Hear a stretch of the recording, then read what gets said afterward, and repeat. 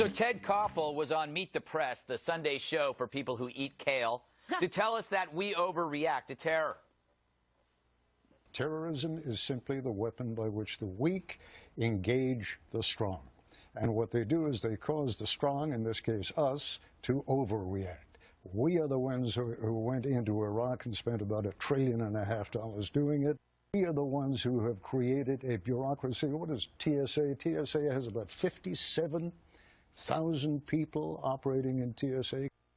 Fair point. I just wonder if he felt the same way about the war on poverty, which created its fair share of misery. And true, bin Laden might have loved how much work we put into killing him. But what were we going to do? Not find him? How Benghazi of us. That's the point. I'm tired of the media deciding what's a big deal and what isn't. And after Watergate, forgive me if I don't buy into the media's definition of an overreaction. Benghazi was a cover-up, but I guess that's an overreaction too. Overreaction, the word used to shut you up.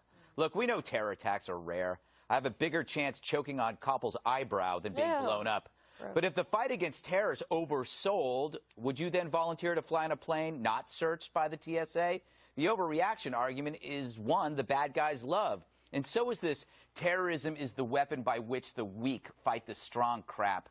Sorry about the mismatch, Ted. That we're so superior we can defeat tyrants, create industries, and cure diseases, while all they can do is throw acid in girls' faces.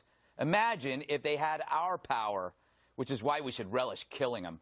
If the world is a house, they're the roaches, and you got to spray. Just because you don't see them doesn't mean they're gone. They're just hiding. Hopefully for Ted, not in his hair.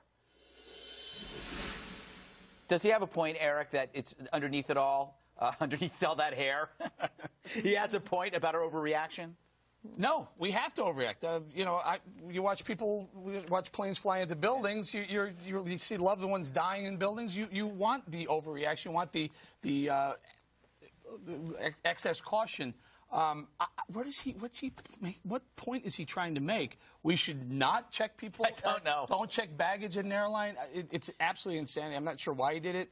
I literally don't get his point, other than maybe he got him on Meet the Press. Yeah. Bob, what do you make of that? I agree with him. You do? I do. I think we've gone way overboard on this. And I go back to my hometown of Washington, where some of the great memorials in Washington are surrounded by ugly Jersey walls for no reason whatsoever. The main door of the Library of Congress, which has never been shut, is now shut. The idea that's somehow going to protect you against terrorists is ridiculous. What these guys have done after 9/11 is convinced us to start a huge bureaucracy, overlapping bureaucracies of guys who are out there trying to catch terrorists. And I just think that the whole thing, we need to do it, but we don't need to do it the way we're doing it now. It's much too much.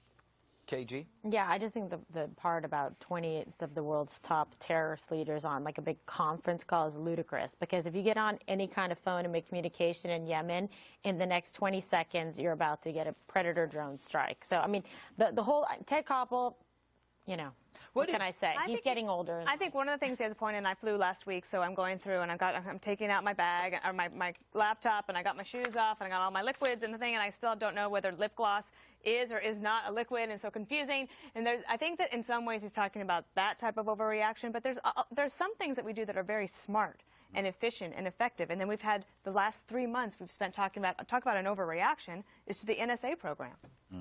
Well, I guess we'll have to take a break here because we're running out of time. Oh, okay. I was going to make a point, but one more.